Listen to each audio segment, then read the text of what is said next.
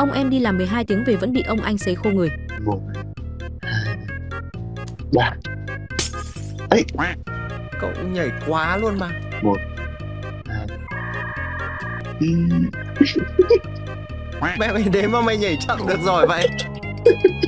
1 này, 2 này, 3. Tao không nhảy ấy. Đi về đâu Mày mồm cậu ấy đếm mà cậu ấy đéo nhảy à? 1 này, 2 này, 3. Mẹ sao hai đã nhảy rồi? 3 rồi mà. Cậu nhảy từ ai? Cái mẹ luôn. Ok. Rồi lui. Lại lại Ôi, lại ôi, lại lại lại lại lại.